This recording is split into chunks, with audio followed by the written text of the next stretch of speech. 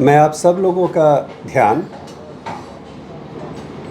वर्तमान केंद्रीय सरकार के द्वारा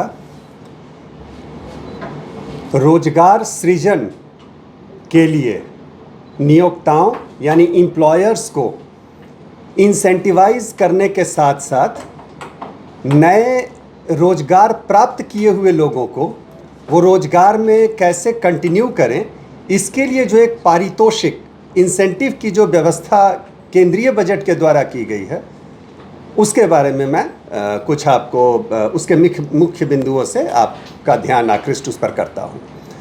पहली बार संभवतः ऐसा हुआ है भारत के बजट के परिप्रेक्ष्य में, उसके इतिहास में, कि रोजगार सृजन के लिए एम्प्लॉयर्स को और नए लोग जो रोजगार में आ रहे हैं, जो नई पीढ़ी आ रही है अपनी पढ़ाई या तकनीकी शिक्षा या स्किल्स डेवलप करने के बाद, वो रोजगार में कंटिन्यू करें, इन दोनों का समायोजन करके और उनको इंसेंटिवाइज करने के लिए एक बृहद स्कीम लाई गई, जिसका बजट में ही प्रोविज़न कर दिया गया। स्कीम का नाम है प्रधानमंत्री विकसित भारत योजना, और 2026 के बजट में, केंद्रीय बजट में, इसके लिए जो मुख्य घोषणा की गई, तो माननीय वित्त मंत्री महोदया ने 96,000 करोड़ रुपए इस साल के बजट में इस स्कीम के लिए उन्होंने ईयरमार्क किया, यानी इस स्कीम के लिए व्यवस्था की।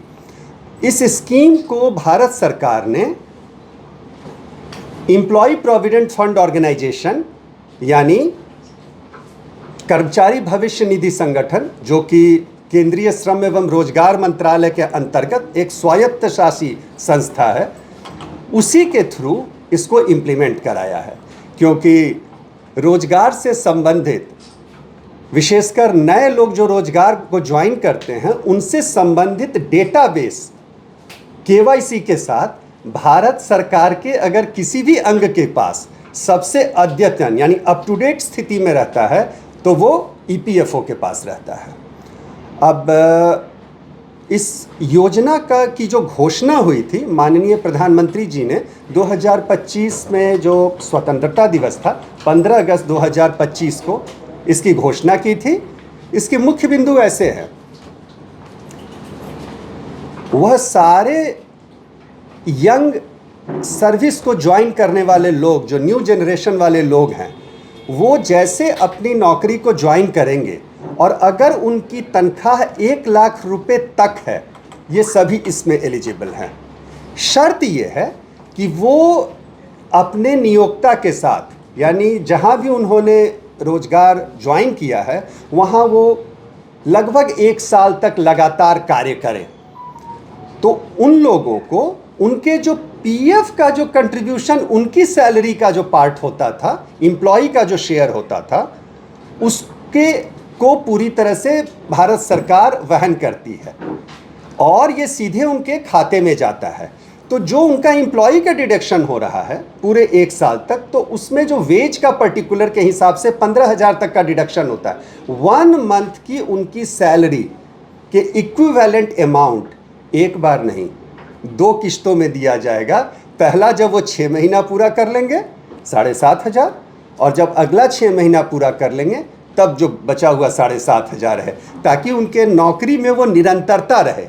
निरंतरता से एक बहुत बड़ा उद्देश्य ये है कि पेंशन फंड की उनकी एलिजिबिलिटी सुनिश्चित होने लगती है। अच्छा, इसमें एक बहुत आश्चर्यजनक तथ्य ये है कि 6 महीने की नौकरी जो है, वो रोजगार है, उसमें भी उनकी निरंतरता चाहिए। साथ ही साथ उन्हें कुछ श्रम मंत्रालय की फाइनेंशियल लिटरेसी के कोर्स हैं, यानी वित्तीय साक्षरता के, पीएफ अकाउंट कैसे मैनेज करें, एसपीएफ अकाउंट, इन्वेस्टमेंट, सिप, इससे जुड़े हुए उसके कुछ कोर्सेस हैं, वो उन्हें करने पड़ेंगे। तो जो भी नए लोग रोजगार में आ रहे हैं, उनके भीतर वित्तीय साक्षरता बढ़े, उनमें वित्तीय अनुशासन आए, और वो अपने रोजगार के दौरान शुरू के वर्षों में ही उनके भीतर वित्तीय समझदारी जिम्मेवारी और जागरूकता ये पैदा हो, ये इसमें अंतर्निहित है। तो ये तो हुआ जो रोज़गार में आ रहे हैं यंगस्टर्स जो हैं। अब जो एम्प्लॉयर हैं, जो कंपनियां हैं, उनके लिए ऐसे प्रावधान हैं कि अगर जैसे किसी के पास मान लीजिए अप टू 49 एम्प्लॉय पहले से थे, और अगर वो 2 नए रोजगार का सृजन करता है, तो 2 नए रोजगार का सृजन करने पर उस कंपनी को 2 वर्षों तक प्रति व्यक्ति जो नए रोजगार उसने सृजन किया, अगर 2 किया तो 2 लोगों के लिए, 3-4 किया तो उसी अनुपात में हर महीने 1,000 रुपये से 3,000 रुपये उस कंपनी को, उस नियोक्ता को सरकार के द्वारा सीधे उनके खाते में जमा किया जाता है। 50 या उससे ज़्यादा नियोक्ता वाली जो एम्प्लॉयज़ वाली जो कंपनी है, जिनको हम मान सकते हैं मिडिल और लार्ज, उनके केस में ये 4 नए रोजगार मिनिमम होने चाहिए। तो इसी तरीके से वो स्टेजेस बना हुआ है। 2 साल तक सभी ऐसी कंपनियां जो मिनिमम जो रोजगार है वो जब जनरेट करेंगी तो उनको ये फाइनेंशियल इंसेंटिव मिलेगा। लेकिन भारत सरकार इससे आगे जाते हुए, आप कहें make in India, made in India, आप जो भी पॉपुलर जार्गन इस्तेमाल करना चाहें, मैन्युफैक्चरिंग के फील्ड में जो कंपनियां लगी हुई हैं, उत्पादन मूल उसमें जो कंपनियां लगी हुई हैं, उनके लिए ये सीमा 4 वर्ष है। यानी उन्हें 4 वर्षों तक प्रति नए रोजगार, बाकी शर्तें अगर मिल रही हैं तो प्रति महीने 1 से 3,000 प्रति नए रोजगार 4 वर्षों तक उनको मदद दी जाएगी। ये कुछ मुख्य बिंदु हैं। इससे जुड़े हुए कई और भी हैं जो बहुत डिटेल्स में आप जब जाएंगे तो उसकी बुकलेट से, बट ये सारे के सारे सैलिएंट फीचर्स जो हम कहते हैं वो है। अब ये इतनी बड़ी योजना है तो आप मान के चलें कि अगस्त में ये शुरू हुआ, तो अगस्त से अगर हम 6 महीने ले लेते हैं तो जनवरी तक 6 महीना होता है, तो फरवरी में, क्योंकि आपको पता है किसी भी महीने की रोजगार में जो सैलरी मिलती है उसका पीएफ डिडक्ट कंट्रीब्यूशन अगले महीने की 15 तक जमा होता है, ईसीआर वगैरह फाइलिंग। फरवरी में फर्स्ट इंस्टॉलमेंट जो बेनिफिट का था वो रिलीज़ हुआ। ऐसे ही मार्च में जो सितंबर से फरवरी वाला हुआ वो सेकंड साइकिल है। तो साइकिल 6 महीने की, 6 महीने की चल रही है।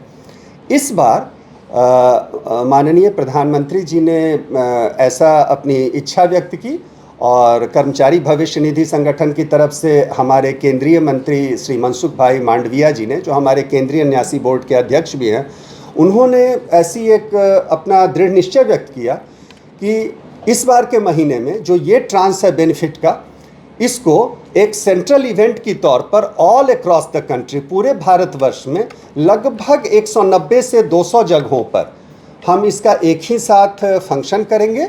मुख्य जो हमारा फंक्शन होगा वो विज्ञान भवन नई दिल्ली में होगा, और वहाँ पर माननीय प्रधानमंत्री जी खुद व्यक्तिगत तौर पर शिरकत करेंगे, और सेलेक्टेड एम्प्लॉयज़ को और एम्प्लॉयर को वो बाय हैंड जो एप्रिसिएशन है वो दिया जाएगा, और एक रिमोट लॉगिन बटन के द्वारा वहाँ से वो जो बेनिफिट है एक साथ ट्रिगर करके सभी के अकाउंट में क्रेडिट होगा।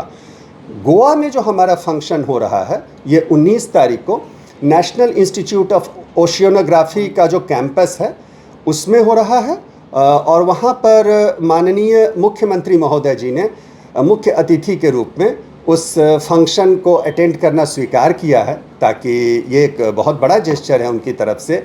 यहाँ के भी जो नियोक्ता हैं जिन्होंने रोज़गार का सृजन किया है, यहाँ के जो उद्यमी हैं जिन्होंने रोज़गार का सृजन किया है, और जो यंगस्टर्स ज्वाइन किए हैं। अच्छा, एम्प्लॉयर के केस में मैं एक बात बताना आपको शायद रह गया, न्यू एम्प्लॉय के केस में तो नए एम्प्लॉय के लिए है जो ज्वाइन कर रहे हैं, लेकिन एम्प्लॉयर के केस में जो बेनिफिट है वो रोजगार सृजन से रिलेटेड है। चाहे उसमें कोई फर्स्ट टाइम ज्वाइन कर रहा है या नौकरी करके छोड़ चुका था और फिर भी उसने ज्वाइन किया, वो भी एक रोजगार सृजन है। दोनों केस में है, रीज्वाइनी और न्यू कमर्स के लिए, बट एम्प्लॉय के केस में न्यू कमर्स के लिए है। तो माननीय मुख्यमंत्री महोदय जी ने सहर्ष अपनी स्वीकृति दी है। इसके अलावा गोवा संसदीय क्षेत्र उत्तरी, गोवा संसदीय क्षेत्र दक्षिणी और गोवा के राज्यसभा के जो हमारे माननीय सदस्य हैं वो भी हमारे गेस्ट ऑफ ऑनर हैं। और इसके अलावा जो उच्चाधिकारीगण हैं, ऑनरेबल सेक्रेटरी लेबर हैं, हमारे जो स्टेट की बोर्ड होती है ईपीएफ की, उसके जो मेंबर होते हैं रीजनल कमेटी की, वो सारे के सारे लोगों ने भी अपनी उपस्थिति दी है। आपको पता है कि ईपीएफओ की जो नियंत्रक बॉडी होती है केंद्र लेवल पर सीबीटी, वो ट्राईपार्टाइट है, त्रिपक्षीय है। एक भाग उसका सरकारी रिप्रेजेंटेटिव के द्वारा होता है, एक भाग लेबर यूनियंस के रिप्रेजेंटेटिव के द्वारा और एक भाग एम्प्लॉयर यानी नियोक्ता यानी कंपनियों के तरफ से होता है। तो कॉन्फेडरेशन और चैम्बर्स के भी रिप्रेजेंटेटिव लोगों ने अपनी स्वीकृति दी है, वो भी आएंगे यहाँ पर। तो हमें उम्मीद है कि ये जो 19 तारीख का फंक्शन होगा, पब्लिक इवेंट, पूरे देश में 190-95 जगहों पर मुख्यालय दिल्ली विज्ञान भवन के साथ होगा और एक ही समय में सारे कार्यक्रम होंगे।